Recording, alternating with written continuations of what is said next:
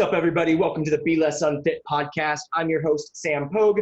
I'm sitting here in beautiful Boulder, Colorado with my friend Andrew Deutsch, gym owner, trainer, creative director, great human being, just is out there trying to make a difference in people's lives. And I love everything this guy is doing. We probably come from opposite ends of the spectrum when it comes to the fitness world.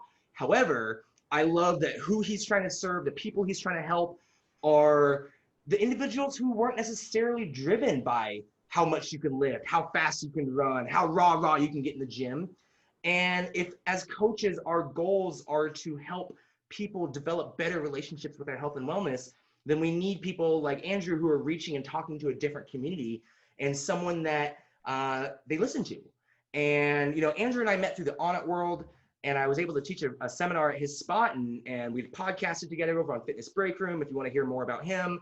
And what we were talking about at the end, though, and we've wrapped up, was around motivation and his community's motivational drivers that got them to come work out. And so what we were looking at was when you have someone who's never been to the gym and probably hasn't had a healthy relationship with fitness and health, and then they haven't had good support trying to get into it, how to get people to want to show up.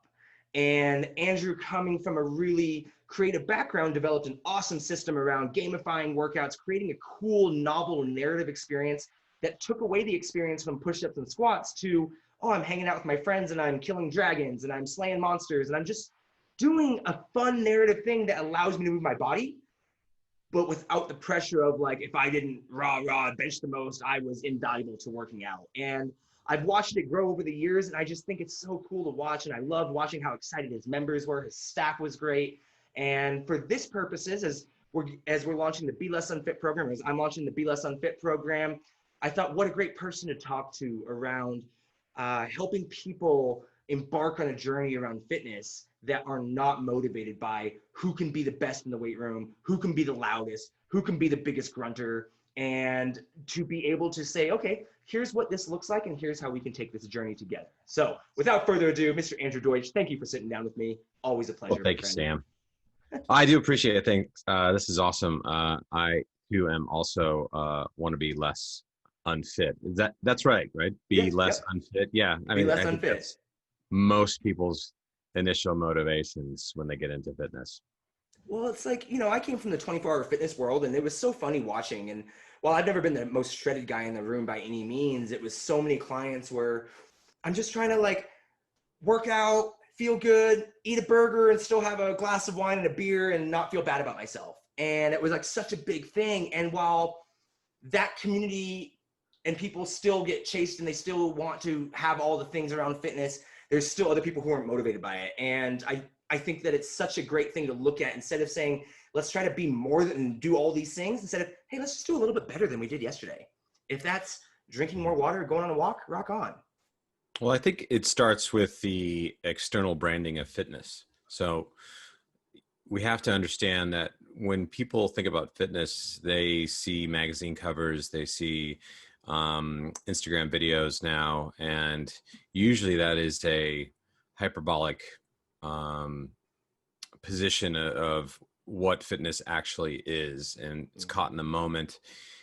Obviously you don't see that Instagram person's day, that you don't know if they slept well the night before, how they ate. All you see is the moment caught at a perfect angle, and it's probably the fourth or fifth take of whatever that movement was, but it's presented to you as something that was done in the moment. And I think we both understand that that's not how people live their lives. And so when people get into fitness, it becomes a difficult task to understand how this works within my life. And, do I work out in the mornings? Do I work out in the evenings? What's best for me? I as coaches, I know that we get that question a lot, and we can always give best advice or from our own personal wisdom, but at the end of the day, we both understand that that is a long journey for someone to take, and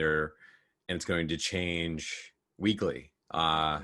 I didn't work out at all this week, and the reason is because I've had a bad week. And I was not motivated at all. to do anything, even though it would have benefited me greatly to be consistent with my fitness regimen. And if I was on some sort of program with a coach, I would have fallen behind. And, you know, if you get the wrong coach, you're in a sort of punishment system or chastising. If you're with a great coach, they'll understand and then sort of readjust your program as they see, you know, you navigating these sort of personal waters. And so, but, you know, back to the original point is that fitness itself is branded and marketed just like everything else. And it's always going to be the tip top, you know, glossy skin, sweat coming off at the perfect angle. And that's just not how it works. And we both understand that,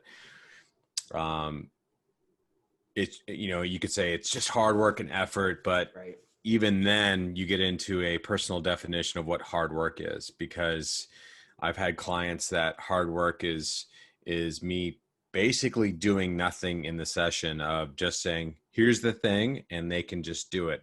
And there's other people that we've worked with that hard work is 10 reps, and then they're going to sit down for like 3 minutes. And then they'll do 10 reps and they'll sit down for 3 minutes. And usually that's a direct link to, you know, however they've carried themselves previously before they got to you at all. You know, maybe they're obese, maybe they've got a condition or a disability. And for me personally, it's always been about figuring out the puzzle of the individual and how they work and to best motivate them. And that will never come to me in the initial meeting. I remember going to a business seminar for personal trainers, and it was so, it's exactly what you expected. And it was like 2 days of people that make, according to them, thousands of dollars an hour per client and living the life. And they recommended, you know, each client should get like this 15-page questionnaire. And that way you have all their goals and everything that you could possibly need to create their program. And I walked away from there going, I don't think anyone has ever wanted those things ever. No one wants to sit down and fill that out. I mean, knowing somebody's goals is good, but I remember just last week I had a client's goals was their hips, but Thursday was their shoulder. And so I had to completely work my entire program for them just based upon the shifting of the winds with the client. And that questionnaire is now moot. It's useless. And so I know that motivation wise, people change on a daily basis. And so the biggest takeaway for me as a coach has always been just the humility involved in thinking that I'm actually good at this, when I'm constantly reminded that I need to continue to learn and adjust to every new person that comes across me. And I would argue that that's the real skill set that our industry really needs, is the ability to coach, the ability to read someone, the ability to listen, the ability to be sympathetic, empathetic, and help progress whoever we're working with from point A to point B. So that way they can develop confidence, autonomy, and the ability to be educated. So that way they at least can know for themselves what they are doing. And that's inevitably what really great coaches do. The young coaches, when you haven't had a lot of perspective, it gets hidden behind exercise selection. And exercise selection is a thing that, well, if you don't do this kind of kettlebell thruster or this kind of club or this kind of mace or this kind of thing, and it's like, you won't see results. I'm like, it doesn't matter, right? Like, because N equals 1, meaning that, like, sure, there might be a scientific study, a million of them, that says this protocol works for this many people and it works in this many times. But then in this industry, you can also say, well, this set worked for me. I can't prove that it's going to work for everyone, but it worked for me here. And so that means for me, it looks at, well, okay, there's best practices, but then there's also the ability to take that and digest that down to human level. And right. I think every great coach should either take psychology courses at some level, even a basic level of understanding the emotional values that, or the emotional metric that goes in to a person's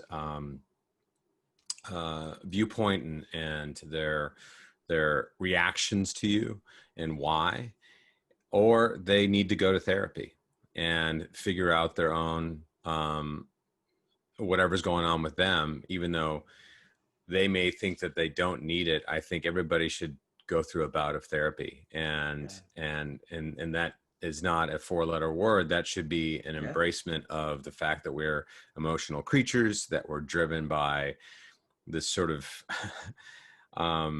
unpredictable sort of gooey muscle inside of our skull that in all honesty, it's hard to predict. And I know that when coaching people, you have to shift how you communicate with that person based upon your ability to read them and what's happening for the day. Because I would say by and large, I've never raised my voice coaching someone because I don't think I need to, because I think there's a better way of communicating. That being said, I know a friend of mine who coaches teenage football players. You probably have to raise your voice. You probably have to scream a little bit and or they force you to yell at them. Yeah, because they're teenage boys. He made a video the other day that was like, the personal trainer's like, oh, no, it's okay that you're 5 minutes late. Let's just start warming up. It's going to be good. And then he's like, the strength coach was like, are you fucking kidding me? Are you fucking 5 minutes late? Are you out of your fucking mind? You know? And I've been talked to that way by coaches, but you know, because I've had my own share of coaches, and when I was a kid, I never really connected with that. And because I thought I was smarter than them, or I just didn't really enjoy sports, and so I don't need this extra person yelling at me for something that I'm really just not into at all. Or when I needed it the most, I had a coach that did talk to me like that, and it's what I needed then. I didn't need any more people telling me that everything's going to be okay. In this moment, at that time when I needed that coach, it was, can you pull your rib cage down, you fucking idiot? Now stop doing that. You know, it's just like, oh, thank God someone's talking to me like a real person. And I would never want that in like a group class setting, but in one-on-one setting. But I did ask for it. That's the other thing is like, dude, I need you to be hard on me. And it was just not in the way I was talked to, but also in the program itself. These are like hour-and-a-half workouts, huge volume, and it made a big difference for me at that moment. And I've gone back to that program a couple of times to see if it would connect, and it just hasn't. And that doesn't mean that the program's bad. It's just, that's not where I am anymore. Yeah. Well, you're kind of an interesting spot, because while you live in this artistic, creative, and like you mentioned, like you didn't connect with the type of coach who berates you to make you want to do things, but you also have done triathlons, you've done a number of CrossFit certs, you've done all the Onnit certs, you've educated yourself, you've been in this. And while you may not necessarily live in either camp full time, you can spend both time in camp and you appreciate it. I think that's where you've done a great job melding this experience, because in your world, where with NerdStrong and the community that you built there, boy, that raw attitude wasn't going to get you anywhere. And as you've talked to me about, right? And you had to create a message that inspired people to come in to pay your bills and pay your rent, but are people who they're not motivated by that. They're not motivated by even necessarily the fitness messaging, or like in having to inspire someone to come in. How did you frame your messaging? How did you develop that lens of perspective and how to reach that person? Well, I think the first thing that I did was I remember being a part of another gym, and the owners of that gym were nowhere to be seen outside of class. They weren't on social media. They weren't I'm sorry. I'm going to restart that one. So Okay. we have an electrician possibly coming by. So sorry, I'm going to restart that. My wife is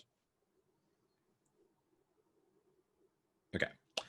Um, so I remember being a part of a gym, and the owners of the gym were kind of nowhere to be seen. They weren't on social media. They weren't really interactive with the community at large. And I thought to myself, if I started a gym, I'm going to be the opposite. I'm going to be very transparent in who I am as a person, and just try to be as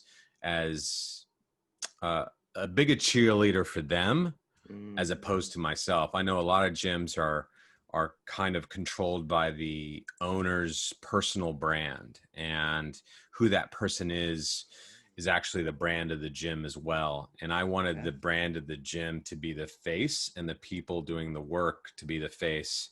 And if you were to scour Nerdstrong's Instagram, you would not really see that much of me at all. And I thought these people need to be focused on and their accomplishments, and that would be the inspiration for them to go day after day, week after week, month after month, is that finally someone is celebrating their fitness, where normally I would say a gym would focus on the most, fit people of the gym and say, this is a representation of who we are and what we are as a brand. I wanted to go in the opposite direction to show, hey, this is this person's first day, or look at this great group of people working hard, and none of them look like the people at the gym across the street, and they don't have their shirts off. There's not big rippling muscles or anything like that. And I think a lot of people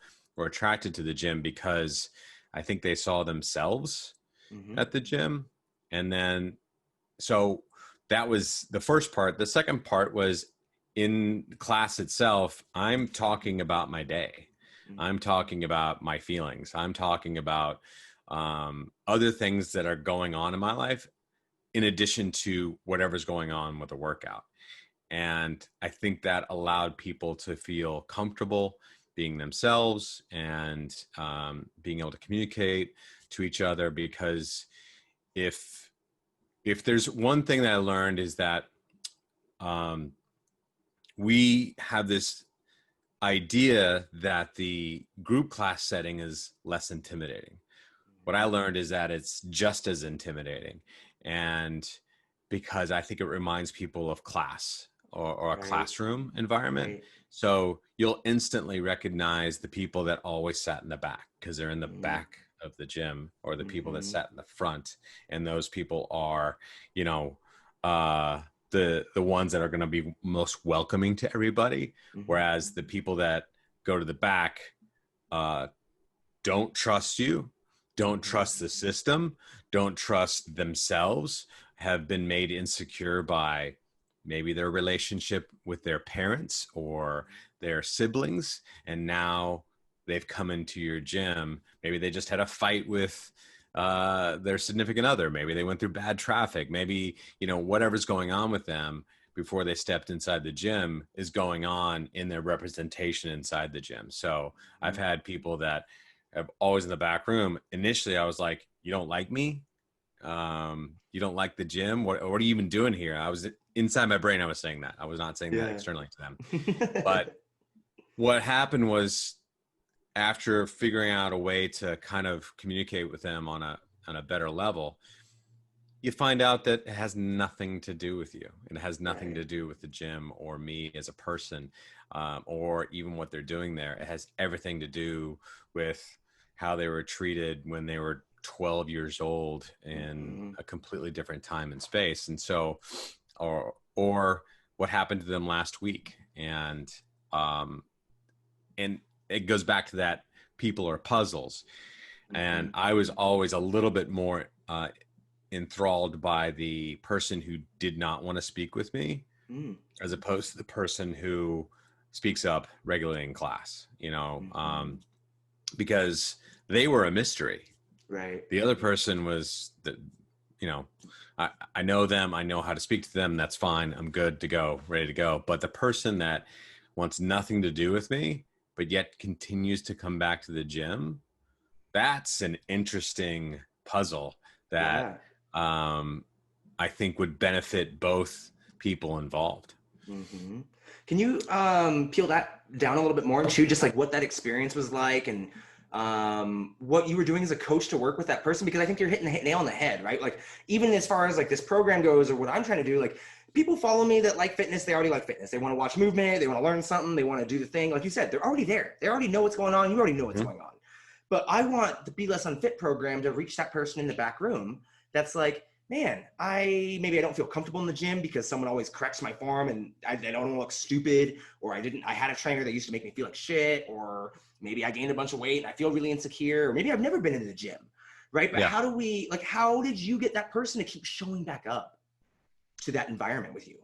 Well, I think it's a matter of just saying what you're feeling is just fine.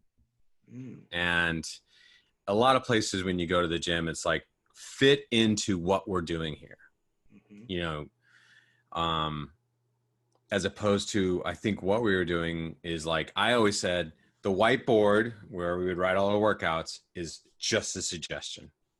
You don't have to do this at all. And I'm here to help you regardless. mm, So whatever is going on, let's figure it out. And once I said, let's figure it out, they started to peel away because mm, it was having someone that A, gave a shit, and then B, beyond the initial giving a shit, it was, I'm genuinely interested to figure this out with you, mm-hmm, not you're looking to me for advice and I'm going to dump you with advice. That is mm-hmm. almost universally going to be repelled unless it's, you know, some sort of empty vessel in front of you, which is Yeah. not most people that come into a gym. Mm-hmm, And they're wildly complex and they're deeply emotional. And so that manifests, a good coach understands that manifests in um, lack of mobility, lack of strength, being intimidated by grabbing a new object they've never grabbed before, whether it be something we think is simple and intuitive, which is a dumbbell. There's tons of people have never touched one before, right. and um, it's I think it's up to us to be with them side by side. There's tons of people that I would um, just stand next to and said, all right, forget what they're doing. Let's do a squat together, just you and me, okay, right now. Um, and then I would be just like, everybody, keep doing what you're doing. And then it's like, okay, person, let's both just put our right foot down. Then we're both going to put our left foot down, and then we're going to go through this step by step. And the response has always been, I've never had anybody do that with me before. And if I can implore any coaches out there that might listen to this, is that please be that person. Yeah. You're going to make a huge impact on that person that is beyond programming, that is beyond all your education, that is beyond all your certifications, which again, they don't care. And it's that sort of level of communication and endearment that Mm-hmm. is going to be the thing that gets them to come back. Now, the other thing that got them to come back was us creating cool, fun workouts. That was the umbrella that we Mm-hmm. built and had them focus on the workouts as opposed to focusing on competing with each other. Talk about that a little bit. What was the gamification like for you guys? How did you build those narrative stories into the workouts to make it less about you got to do 3 sets of 8 at 92% instead of like, Yeah. okay, you got to do a push up kills a goblin and there's 20 goblins in the room. How do you got to, and if after 5 minutes you got 20 more goblins, and it's Yeah. like, oh, that's freaking rad. Like I would have worked out to that, even as, and it's just like, what a fun way to look at something that's not the same message that everybody else is getting that they're not obviously connecting with, but got the end goal. Oh, you worked out for 60 minutes 3 times a week. Okay. Like Yeah. why would I be upset? Right? Like that's everything I want from you. Yeah, and I would say most often than not, the fitness experience most people get is largely based upon the movement and the Hmm. structure of the workout itself, and then a coach can basically say, "I'm done for the day." And while interesting to me, because I still think there is a level of nuance with good coaches that can structure a program. I'm always just taken aback and really impressed by like football strength coaches that can plan out 90-day programs ahead of time. I'm just in awe of those people because I cannot think like that. Hmm. Um, but what we did was I I grew up playing Risk and It's a great game. very early edition D&D, Dungeons and Dragons, Rubik's cubes and everything from that time, board games. That all of that was very interesting to me, and I loved playing that with my older brothers. And I'm gonna pause real quick. I have an electrician text that I have to look at here.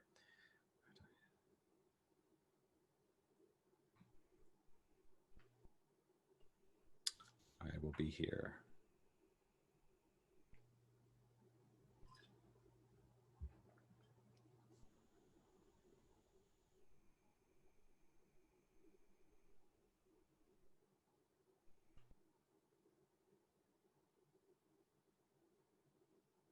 Okay. Um, but I grew up playing those games and just being a witness to them because I was too young to play them. So all my brothers were playing them. And when I got of age, I wanted to do all of those things as well. And so I had the player's handbook and the dungeon master's manual and the monster manuals and structuring adventures and looking. I would spend hours just Dungeons and Dragons has basically individual modules, Hmm. individual adventures that have these wonderful sort of fold out booklets that you would put in front of you and then run the adventure from, and that was always very cool to me. Hmm. My definition of cool is wildly different than a lot of people's, but I always revered the person that could do a really good D&D game. Yeah. And when I started doing this, it was difficult to get people to work out with me because we all lived that life. And so I thought, well, I'll just pick that up and put it into a workout. And it was the story that I wanted people to focus on as opposed to what they were doing. Hmm. And I think when we go out and look up geek workout or nerd workout out on the internet, you come to Pinterest and it just says Batman workout or the Flash workout. And it's just like running or punching someone. And there's no story. Hmm. I wanted you to fight Batman as Batman against crooks that were robbing a bank, and then you needed to return the money in a certain amount of time, or it exploded. It's like let's let's let's raise the stakes. Yeah. And one of the workouts that we first started was a dungeon workout, and I was like, I don't want to just put them in a dungeon and then Hmm. they just go from room to room. What if the dungeon was collapsing in 12 minutes and then you had to do like 30 reps of something terrible if you didn't get out of there? So now they're motivated not by me or my voice, it's the workout itself and the structure of the game that Hmm. is driving them. And I think that's what we lose a lot.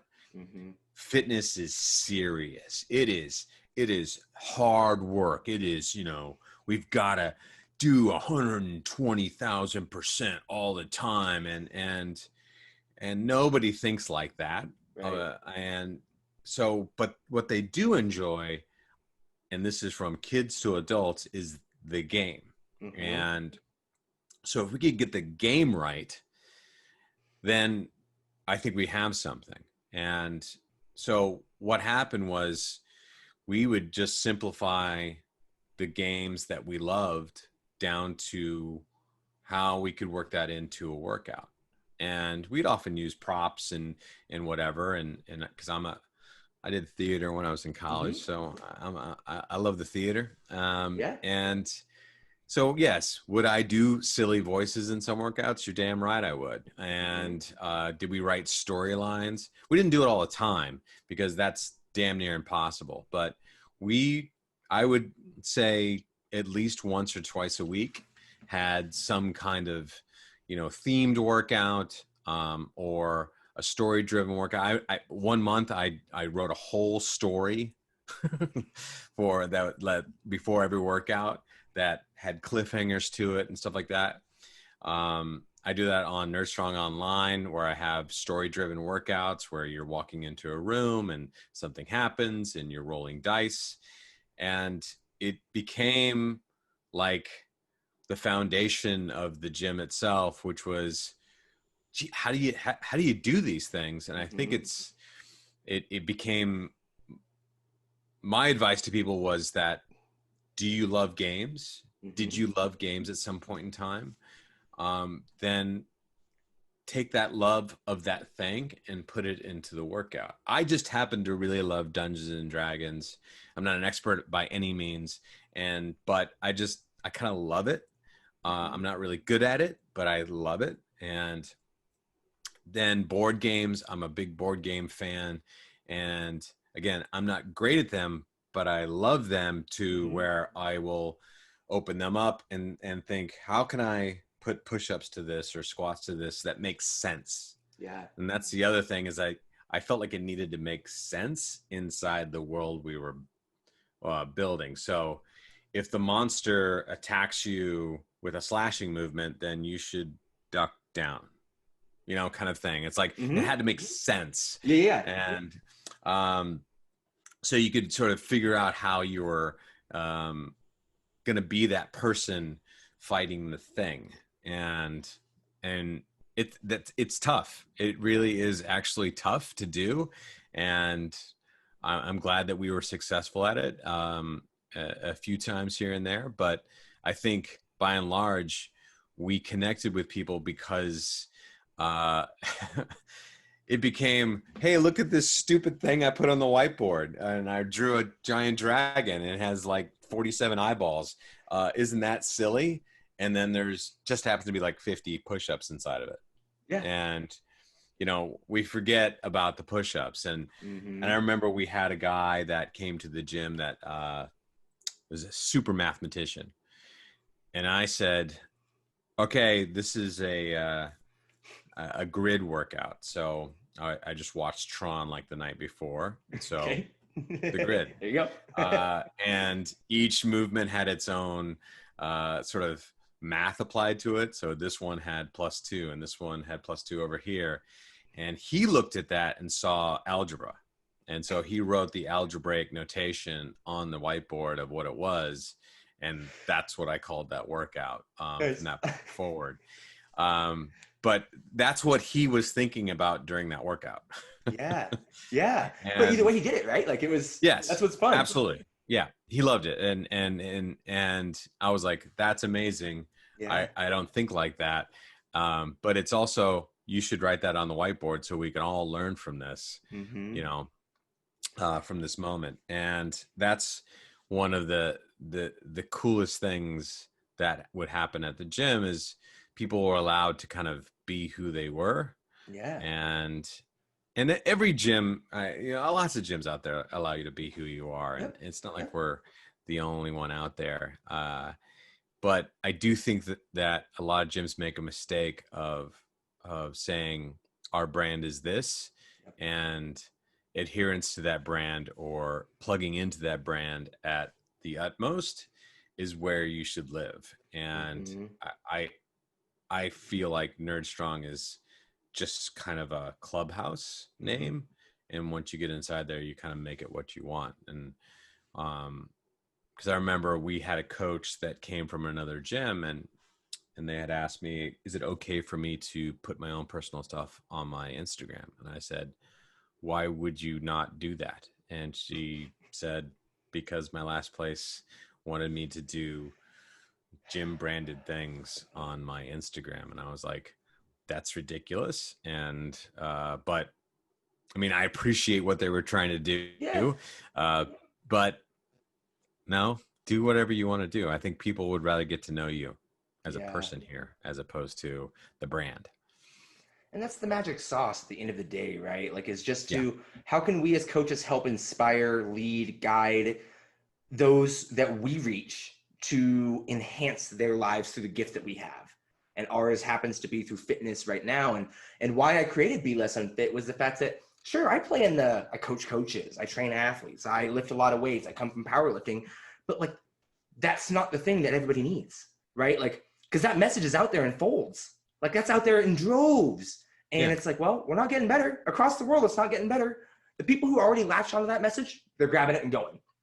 But as a species, we'll say, it's not getting better. And I don't care that you're the world's fastest marathon runner. It's cool if you do it, but I just want you to walk because it makes you feel good. And then that allows you to find success. And now you're like, yeah, I'll have a salad before I have my burger.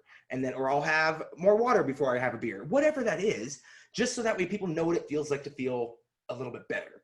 And, but Yes. also with And the emotional freedom to enjoy their life and forgive themselves and be confident in that they are making progress. And it doesn't need to be someone else's progress. I think we all want that, right? Yeah. Yeah. And it's how do we get there? Mm-hmm. And from my point of view, it's what is I'm going to go back to this. What is Yeah. the game? Yeah. And a lot of people need to be motivated by a game. And Mm-hmm. there's games everywhere. And that's the Mm-hmm. thing we need to understand. Stoplights are games. Yeah, you're No always racing the one's, guy next to you. yeah. Every single day. Yeah. This is a little race. No one's actually enforcing the Right. game. The game Right. just happens. It's a red light and a green light. Mm-hmm. And it's, the speed limits are a game. So if we could figure out the game of motivation, Mm-hmm. and I would say if you've got the wherewithal, is if there's a way that you could get your game here on your watch, Mm-hmm. that's going to be the future of fitness, is going to be at the watch level. And because now this thing has cellular on it, I don't need to take my giant phone with me everywhere. And they're becoming cheaper and cheaper every single year. Mm-hmm. So Apple has their own little fitness game on there, and it's colors and shapes.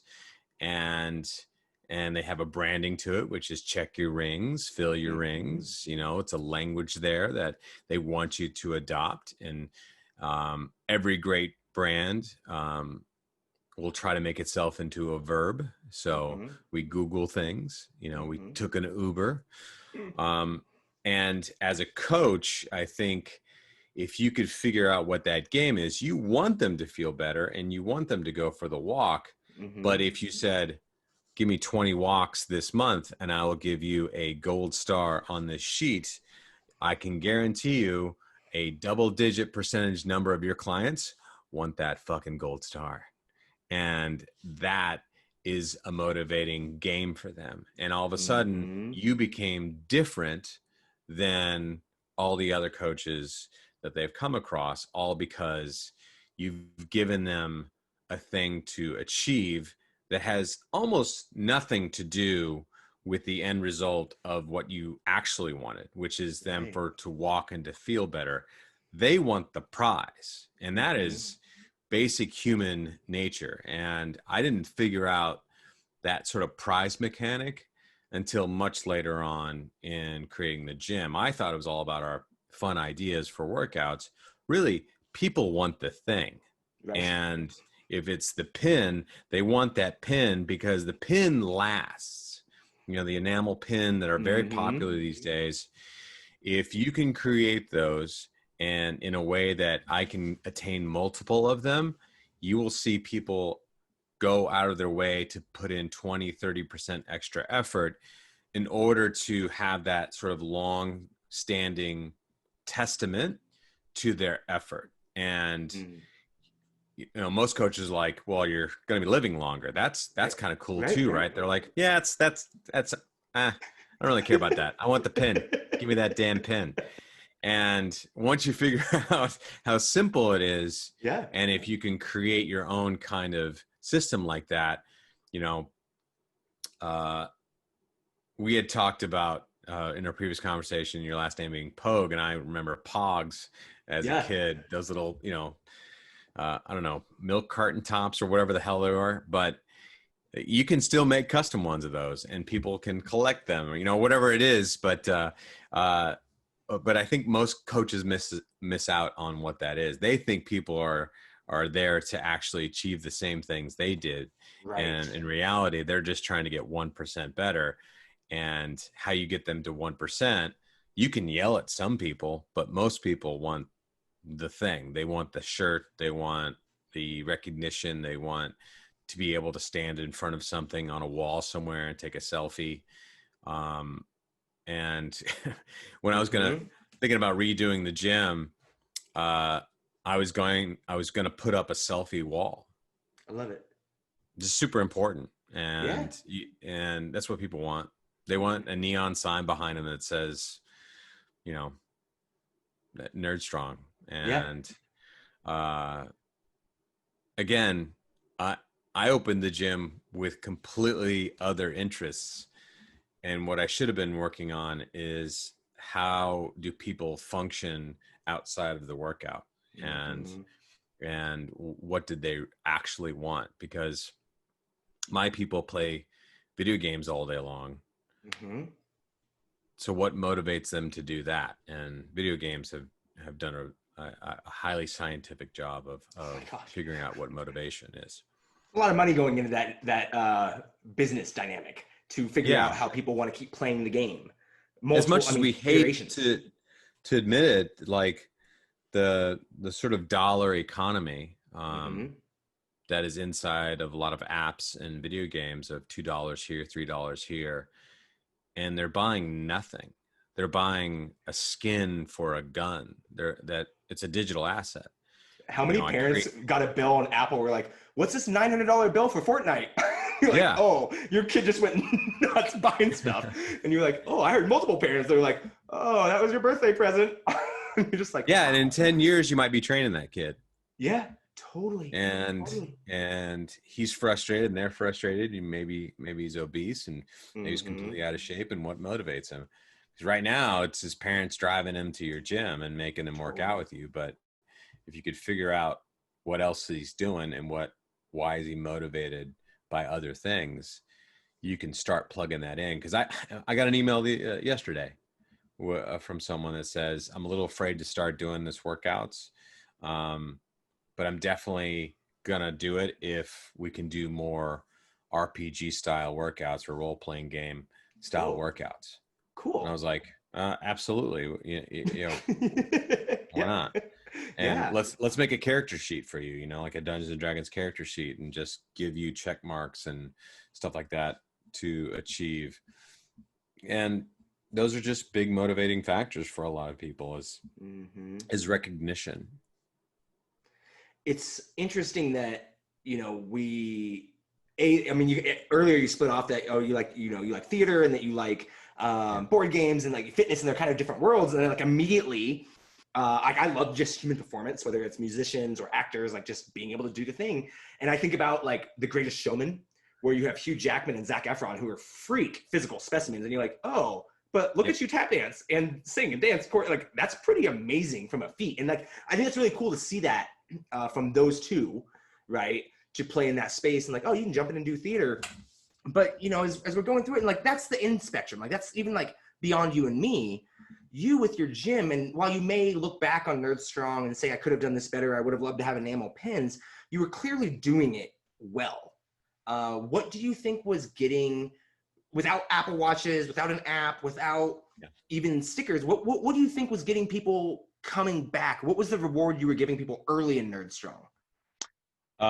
First, I'm going to disagree with your idea that athleticism and theater are on the end of the spectrum, because if you look at people's Instagram feeds, they are setting up that camera at a Oh, for perfect sure. angle, trying to get the light just right. You know, those people that have like lots of definition, you know, they're moving that camera around to get the best light. Yeah. And, you know, they're buying microphones, they've got their titles and Hmm. edits. Yeah, there's theater. Yeah, very much so. Very much so. But I think, to answer your question, I would say that the biggest bonus that we gave everybody was community, and Mm. that is a buzzword that a lot of gyms use, Yep. but it's really hard to foment and to actually see. And I think Hmm. every gym I've gone to says we have a great community, every Right. single one. Now, I think that those communities are actually sub communities based upon the class that they go to the most. Yes. Those are going to be the people that they see the most. And so Hmm. those are going to be their communities. The gym owner sees people interacting with each other, and then, you know, maybe they'll have a barbecue or something like that. But again, those sub communities will probably hang out with each other, even at those Hmm. big, large gym events. And I would say by and large, we had an easier time with it because we adopted things outside of our brand. So I started to see that a lot of people were into Harry Potter. So Hmm. I created House Wars, which was literally just, all right, you guys have deemed fit to put yourself into Harry Potter houses. Let's create a Olympic type games for the houses. Very And cool. you've never seen competition fierce as I love it. That's so cool. uh you know, and they already had a preset identity. So Yeah. regardless of copyright infringement, the because we didn't make any money off of it other than well, I mean, they're gym memberships, so maybe I could be sued for copyright infringement. But I think if you were um putting something digital out there and using it instead of like we're just using a fun name to do the thing. yeah, no, yeah, you know, but they had a pre-installed identity as Hufflepuff, Slytherin, Gryffindor, or Ravenclaw. So it those houses tap into who you are as a person, as Hmm. opposed to you know, any other creature. If you because we were thinking about creating our own sort of four houses, and Hmm. we'd put a lot of effort and time into thinking what that might be. But these were already pre-installed. Why do all the extra work? The colors Right. are already there. There's already merchandise out there. And so when people showed up for the finals games, they're already in their colors Right. because they own that stuff. So you saw greens and blues and reds and and they came with signs, and everybody cheered for everybody, and they had That's their so own cool. teams because they had seen those in the movies, but they'd already had those teams set up for years even before they came to the gym. They had that sort of pre-installed identity. And it harkens back to who they are as a person. Hmm. And then I just made them do physical feats on the day of. But also I had to do more than that, you know, Hmm. because the easiest thing to do is to create a hard workout Right. for people to do. That's Yep. super easy to do. Hmm. Uh, any coach can go push-ups, 100 push-ups. That's hard. Do 100 push-ups. And then let's do 100 squats, and then let's do 100 something else. Okay, you got a really hard workout. Go, and that connects with a lot of people. Yep. Um, we had to do more than that, Hmm. so I had to have them do untying knots. I had Cool. to do them to do a puzzle memorization puzzle. I've had people do uh, basic math Hmm. during workouts, and I remember my Born Identity workout is in the original movie, he says he can run half a mile without losing his heart rate doesn't go up, or something like that. So I remember that specific point. So I would make people run a half a mile and then give them a piece of a code. And the code is 8 digits long, but you only give them 2 digits. And then they have to go in and do some sort of, break into the mainframe, which is squats and push-ups and something else, right? And then they have to go and run a half mile again, and they get another piece of the code. By that time, they have not remembered. They've totally forgotten the original 2. And this is going to be fun for me to watch people run around for a half mile going, AF 39, just like in their heads. And they would come up at the final stage and be like 3A, oh no, they're like completely forgetting it. And what's great about that is that they ran a mile. They ran 2 miles. Yep. But if they're sitting there trying to memorize a code while they're doing it, that became really fun for them. And then I think the other thing that coaches need to tap into is giving people a story to tell. Hard workouts are a good story. I think CrossFit does that very well.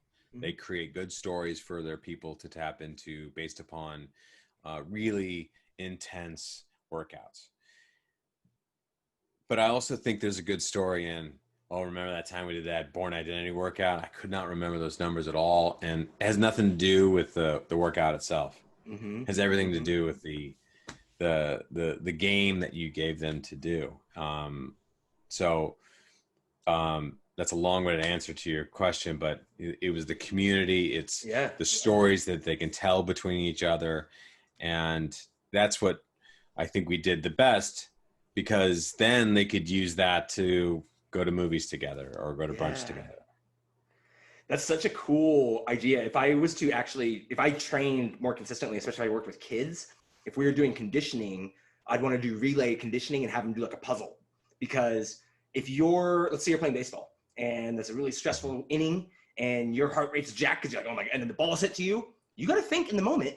And when your heart rate's skyrocketing, it's really hard to, I got to go to second base with this ball.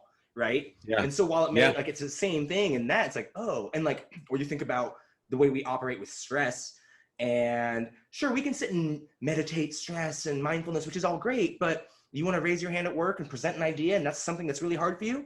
Well, you better learn how to operate under a high heart rate, right? That math test or SAT is going to give you anxiety. Well, you better learn how to operate under high stress so you can operate in that confinement. So I would say that's a really hyper valuable tool that gets people, it's built-in rest, but also is like, it's challenging you. Your brain burns calories and it gives them different context. So it's like from everything is perfect from that. I love it. Well, I think a lot of people, like a lot of athletes, get kind of like, I've never played football or anything like that, but I can imagine the complexity of plays in football is pretty high. And then there's this crazy languages that they create, it's acronyms, it's, Bluebird 75, right. And then that's got to mean something. And who's a quarterback that just said Omaha all the time? What was his name? Anyway, it's just like it's nonsensical, but it makes sense in that arena. But I would say, like, I was watching like John Gruden create a language for the Tampa Bay Buccaneers when he was coaching over there, and it was like a whole nother language. So I can't imagine being on the field with all of that going on. Some like 10 people trying to take your head off, and you have to memorize a new language and know where someone else or where, I don't know, 8 or 9 other people should be at the exact moment that you need them to be. And then if that goes wrong, having 2 to 3 other backup plans to go to. And I think a lot of times and you could probably set me straight on this, but that's kind of like, we run it until it's second nature. Mm-hmm. And then you're not having to think in that moment of pressure. At my gym, nobody would have gone for that, Yeah. but they do love the pressure of the moment and Mm-hmm. and whatever the challenge is. It's because most people, 99% of the people we come across, there's no big game in their future. Right. There's, if anything, the biggest thing that most people are going to come across is like a Spartan race or something like that. And so, we want to coach them to have the basics there. You're right, which is most people have a really tough time with transitionary heart rates. That's going to be going from a cardio heart rate to a weightlifting to, body weight exercise to a static hold, and, all the way through. And when you can become good at fitness, you're able to transition quickly without having to recover all that much. But then when you put on that extra layer of gameplay, people forget about all of that other stuff that they have to memorize. And I don't know. Did you ask me a question, or I'm just talking? No, I mean, you're kind of just finishing up a point. How are you selling people on this, right? Like I did membership sales at 24 Hour Fitness. So to get someone to even want to buy a $24 gym membership was like, oh, it was like pulling teeth sometimes. I'm like, why'd you walk in here? Why have you spent 2 hours with me? And then you're doing it to someone who didn't even walk in that kind of door, but you're talking to them, or maybe it's through a friend. And you're a gym. You make money off of being a gym. And how did you sell that idea to them to come back? We sold almost no. We bought almost no advertising. I didn't advertise until I wanted more Instagram followers. It all came word of mouth, and the reason is because I didn't start the gym to run a business. I didn't start the gym because I needed to feed myself or house myself because of that gym. That gym was a hobby that got way out of hand. And it's a really big hobby. Yeah. Like all of a sudden I was like, you people actually are expecting something out of this. Okay. Well, now, all right. If you scroll all the way back down in the early days, it was just, no gym should start this way, which is like equipment just sort of thrown against the walls and just like people kind of milling about. It was like a garage that became bigger and bigger. And it's because it didn't need to do all those things for me. I had a day job that paid me very well, and it was a career that I enjoyed. And the gym was personal fulfillment. That is a privileged place to be. And most gym owners don't get to do that. So they do have to do all the regular small business things. But I think the biggest driver beyond some sort of kick-ass program that really burns calories post-workout, or the flash and the bang inside the room itself. If you go to like Rumble Boxing in New York or something like that, it is literally punching you in the face with graphics and sound and smoke and the coach. I love it. I think it's fantastic. I would not do it every day, but it is an experience to behold. If you don't have any of those things and you don't have slick marketing or anything like that, you just have you. And I believe that from the things we previously talked about, people would come to the gym. I would never see again the people that thought it was going to be like Mario Kart with fitness. People that walked in and were like, it's not that nerdy. I didn't know what that meant, but I knew it probably meant they were wanting some sort of experience to step into. Like Star Trek doors open and smoke comes out, and then you walk in and you get some sort of electric light show, and you have guns and swords, and the dragon head comes down and burns you with fire, and you have to battle it out, and you get points. And they thought that's what it was going to be. It turns out it was just a workout. But I think the people that we would see again and again and again were looking for a connection with someone that they had never gotten before. And so we would sit down early on. I would say, come and meet me. I don't want you to sign up for anything. I just want us to have a conversation. Nice. And I remember seeing gyms that had done that. And I still don't know if they did it as well, I think, as we did, which was, it was like, how you doing? What's going on? How can I help you?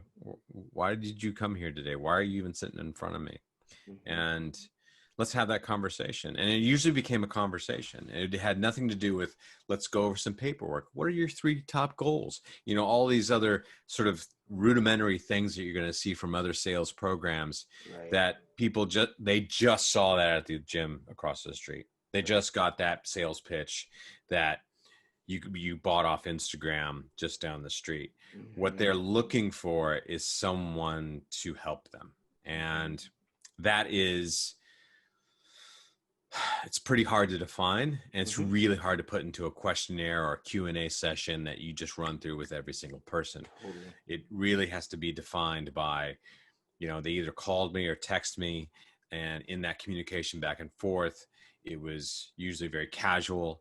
And then, you know, what works best for you? Okay, I'll meet you there at 7:30 on Wednesday. And I would sit down, we'd have a chair over there and we have a chair over there. And so tell me how you're feeling today. What's going on?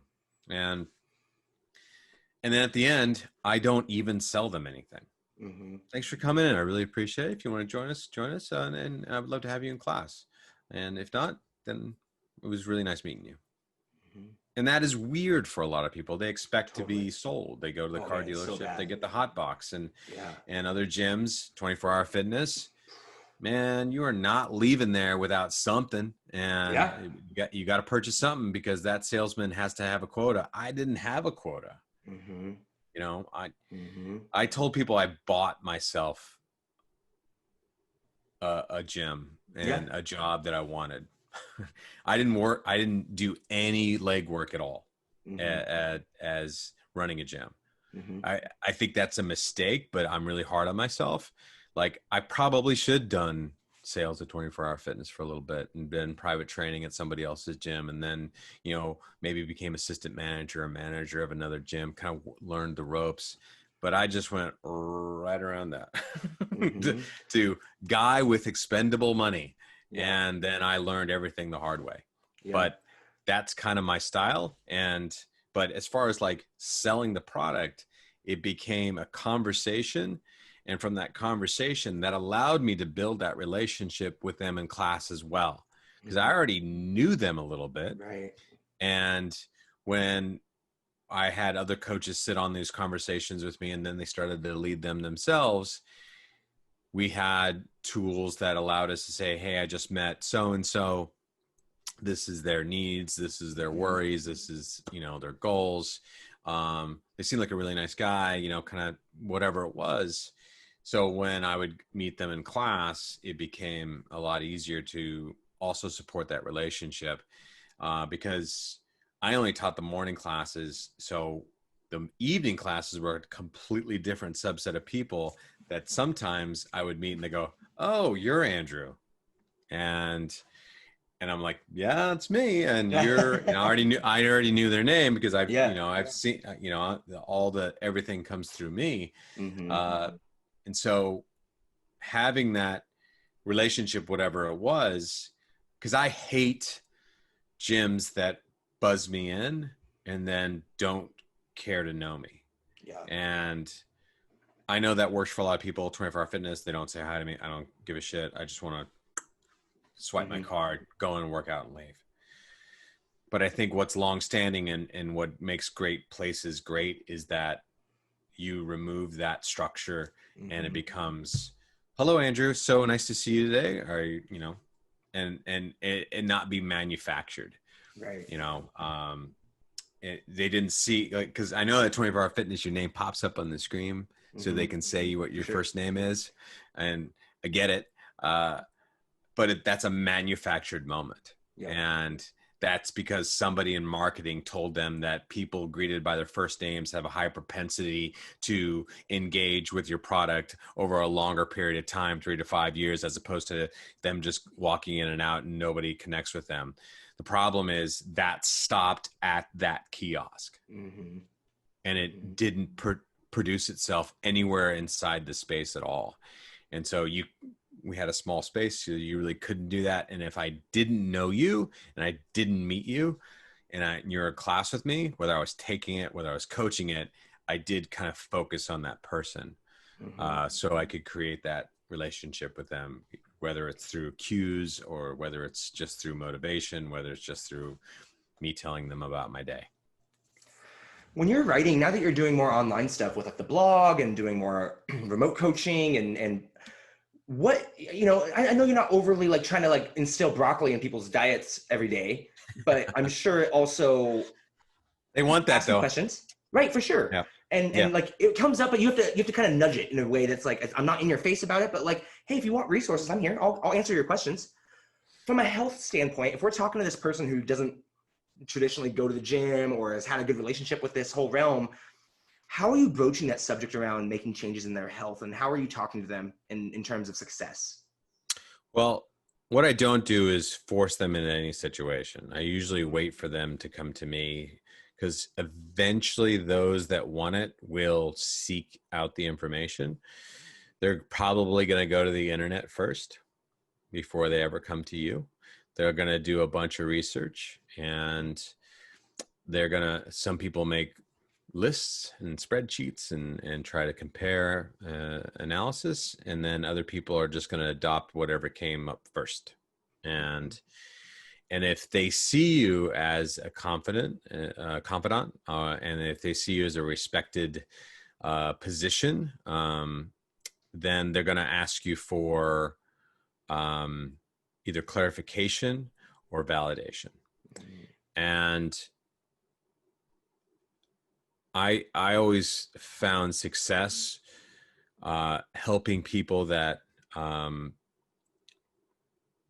were curious, and just kind of like nudging them in a better direction.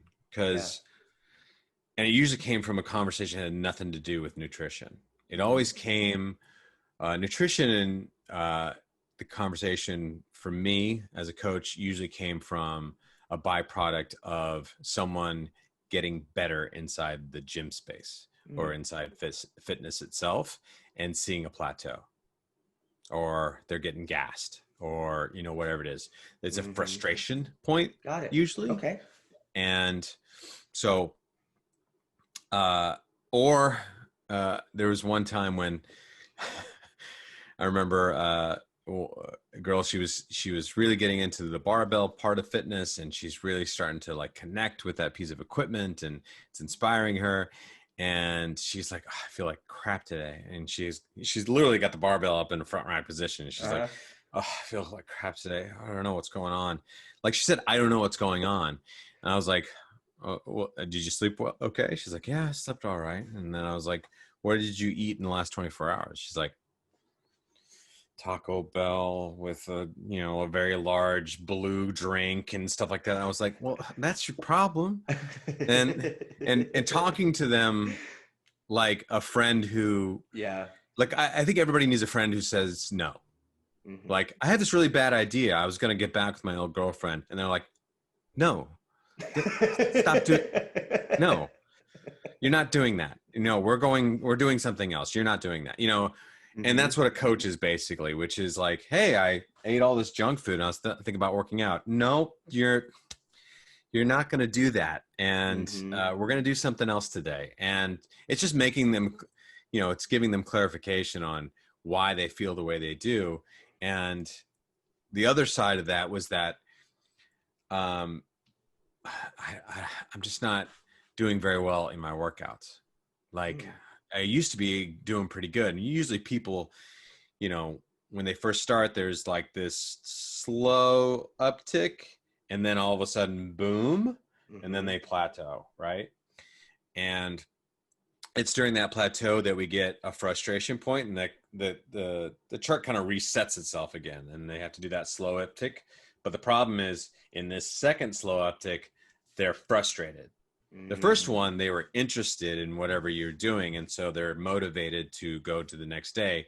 Now they're frustrated because they're kind of in the system and they're not seeing the results from that first uptick. And when that came around, then we had the nutrition conversation of, okay, time to start thinking as food as fuel, which is when you put that garbage into you, we get garbage out.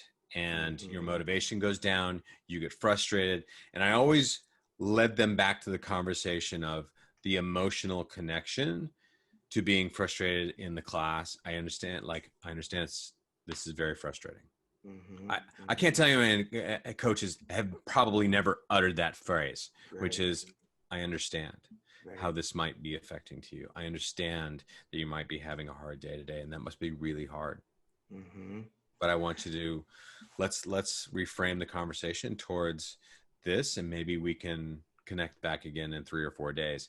And I think that was really important to the food conversation, was the emotion wrapped around food, because we are in a very lucky, privileged society where food is abundant. And so because it's not scarce, we get the ability to attach an emotion to it. So if we're feeling stressed, we get to eat. If we're feeling, whatever it is, we get to have maybe a special meal. Maybe, only rich societies get cheap meals. And so it's just having that ability to do that. But the problem is there's a detriment there. There's a flip side to it, which is it can be now there's more emotion attached to food than ever before because of its abundance. And so our jobs as coaches is to figure out, for me, I always talk to them about the one thing they could change, because most people can't adhere to a new diet. For sure. And especially measuring food, the pressure of measuring food, the right food. I don't have a scale. I don't know what to eat at what time. Do I have to eat at 10 a.m. every single day, the exact same amount of food? And it's because most nutritional plans came from bodybuilders who have a certain mindset and a certain goal that is outside the norms of normal everyday people. And they're highly constrictive, and they are wildly depressing to take on because there's no fun in there at all. And it gets rid of everything that we love and replaces it with a bunch of stuff that we don't want to do. And so the longevity of those programs is usually like, I don't know, maybe a month, maybe a month. And the reason is because the program isn't fixing it. It's we have to fix this first. And I always said, look, your brain controls your muscles. So if your arm's not doing the right thing, then we need to fix this first. So let's fix this, then we'll fix down the chain. So let's not even think about our arm or our nutrition. We've got to figure out what's going on here. So I would usually give them one thing. So and that one thing is, so what do you do at like 2 p.m. every day? Most people at 2 p.m.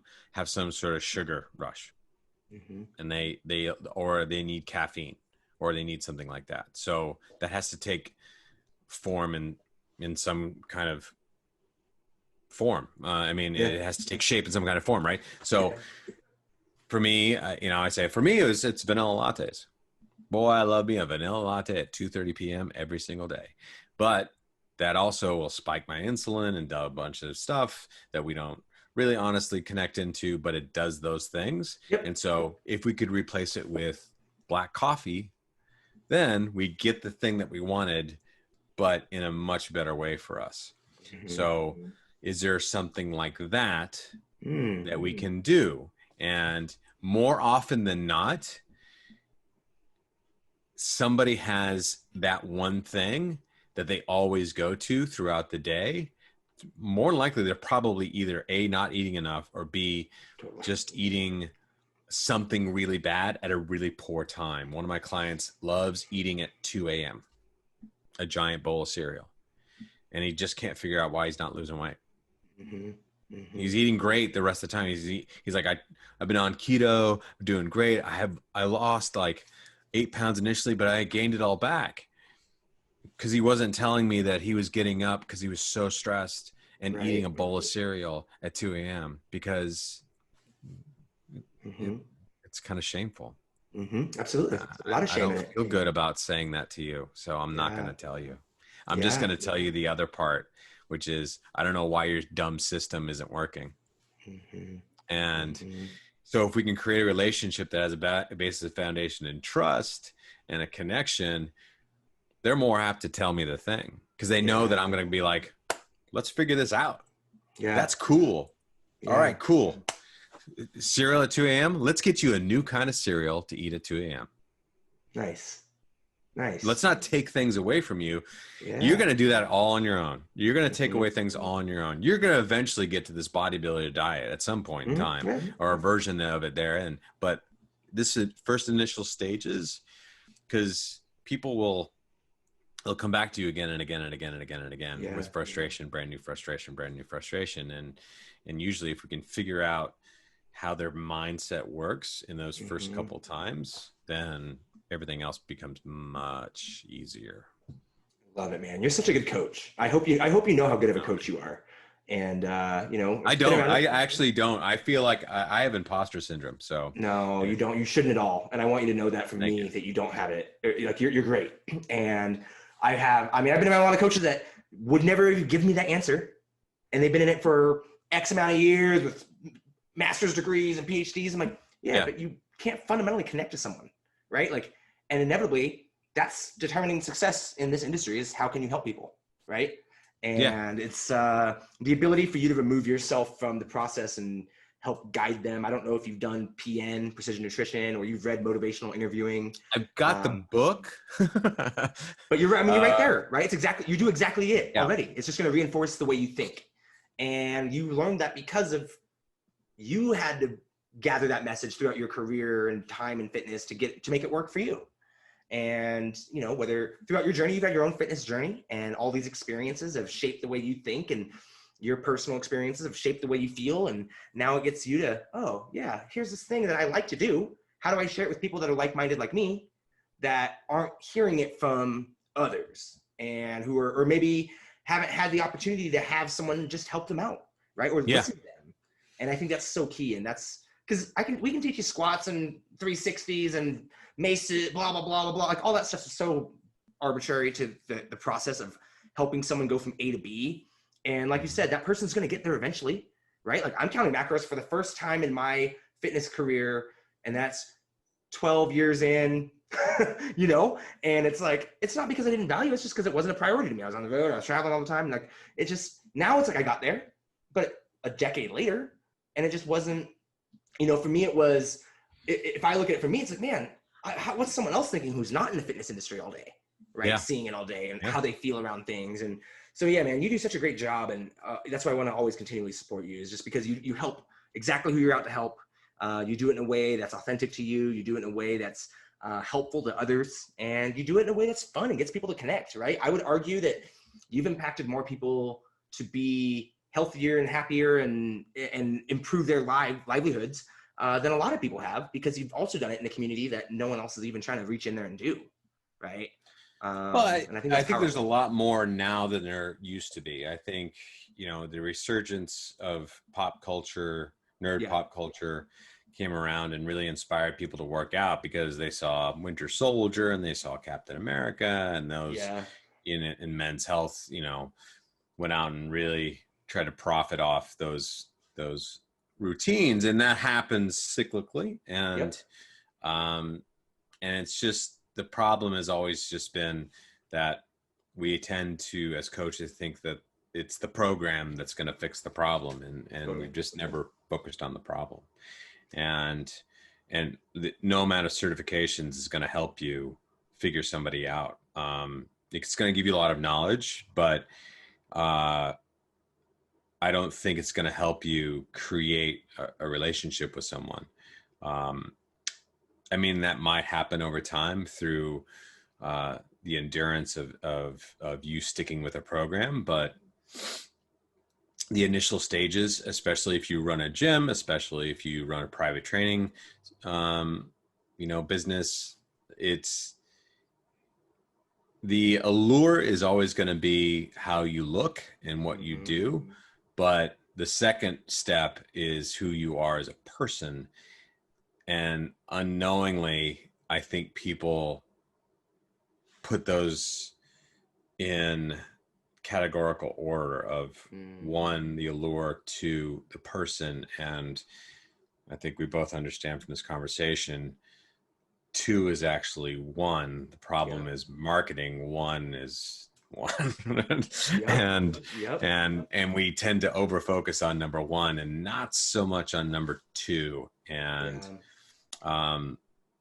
so it is a very hard thing for a lot of people to do. And I think the greatest coaches of all time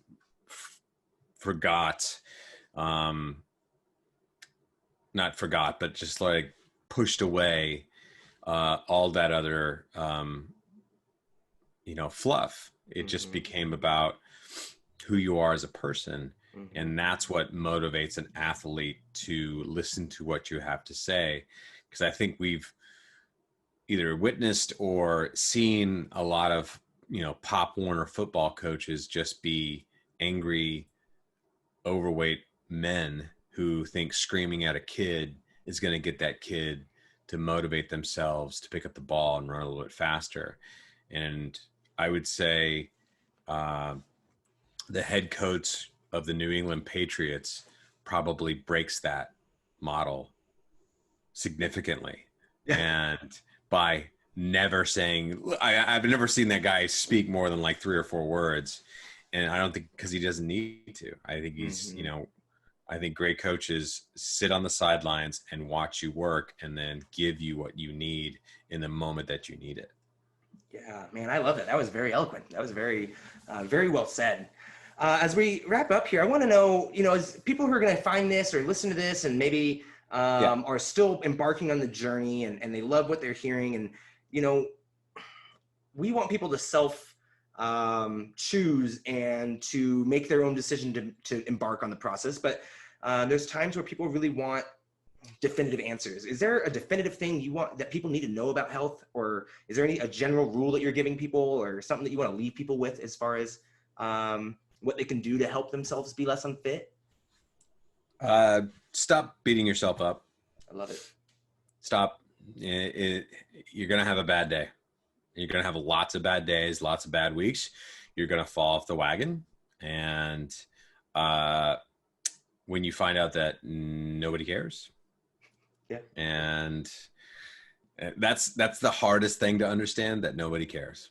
Yeah. And not in a negative way. It's just that we're all going off in 100 different directions, and we just happen to come back together, whether it's through social media or whatnot. But I remember as the head coach, I would often get the questions of like, what's my bench? How much do I deadlift? And I would often say, I don't know. I have no idea. And because I didn't, I stopped. I was like, I don't care about that anymore. And they were like, what? Really? I was like, yeah, once you turn a certain age, can I get up? And can I recover from injury? And your priorities shift magically as you switch to over 40 years old. And I used to beat myself up a lot about losing strength because the numbers didn't connect. And so I'd beat myself up that my bench went from 225 to 205. That means I lost 20 pounds of strength. What? I mean, what does that even mean? And it's discounting all the other things that were happening to me. Yeah. And, were you going through a divorce? Yeah. Okay. So why don't you do that you know, and then worry about your dumb bench because, Yeah. you know, it's the Egyptian pharaoh thing of like, I'm going to take it with me, and no one's taking their bench press max with them, you know, Might need to say that a little louder. you know, when they die, it's basically, when you fell, did you break your hip or not break your hip? You know, it's kind of that. That's the end. And linear time is going to tell us what and who we are more than anything else. And so don't beat yourself up about today, because it's all going to be different tomorrow. And you know what? Take a week off. No one cares. I mean, yes, you fell off for a week. So what? No one cares. And you shouldn't care either. Just have a good long week of not doing fitness. You know, go eat some food that's bad for you for a little bit. You know, it's okay. And because the chart is like this. It shouldn't be like this. This is what we're trying to fight against. And we want people just to be floating around, you know, inside the medians. And we want to keep them. Our job as a goalie, just to keep the ball back into play and keep it inside the sidelines. And if we can do that as coaches, then I think that's a huge success. Is somebody can be your client for years and they haven't injured themselves. Their blood pressure is great. Their organ fat is pretty minimal. And they have a pretty happy outlook. Then you should consider yourself a very successful coach. Again, long answer for a short question. Hey, Andrew, you should consider yourself a very successful coach. I hope you know that. Thanks. Yeah. If people want to come work out with you and do some of these workouts or learn more, read the blog, what you got going on, where can people learn more about you? You can follow Instagram at nerdstrong.fitness. I don't do a ton of blogging, but if you want our workouts, you can sign up at nerdstrong.com. It's only like $9 a month. Nice. And so it's super cheap, and they're self-driven workouts. I am considering doing more YouTube stuff so I can connect with some more people. But if you want to private train with me, then you can follow me at Instagram at Deutsch.works, and that's DEUTSCH.WERX. The German efficient Instagram title. And as always, just Google Nerdstrong, and if you want to find out more about what we do and what we've done in the past, then I'll try to keep it up as long as I can, because I think. Love it, man. I hope there's a way, and through technology or whatever solution that comes around, that there's a way to keep this going for you, because I think that the market really needs it, and I think it's great to have you involved in it. So I can't wait to see what happens going forward for you, and just appreciate you out there. You've got this fun thing that you're doing. Trying to, man, just trying to be out there and helping people, and creating something that's, how can I help without having to be directly in front of people all the time, right? And because some people, that's living the dream. totally, and there's some coaches who do very well doing these. So it's, but also being able to, like, okay, just like what you do, not everybody's ready for the in-person experience with me, nor do I have the time to do it. So it's like, okay, if that worked for you, that got you going, or that created some sort of thought process, or in my case, can I introduce you to someone that you vibe with differently than me? Then I win, right? Like, that's the only goal I really have. And then at the end, it's like, and I love thriving on how'd you find about it? Or how'd you meet them? Oh, through Sam. Or how'd you find out about this? Through Sam. It's like, great. Now I helped you. Now I'm part of your journey. And at some point in time, that'll all come back around. But Sam, you're becoming the man in the van down by the river is what you're becoming. Matt Foley, right? My name is Matt Foley, and I'm a motivational speaker. I love it, buddy. I gotta jump to my next thing, but I appreciate you so much. Such a great convo, and just have yourself a great day, brother.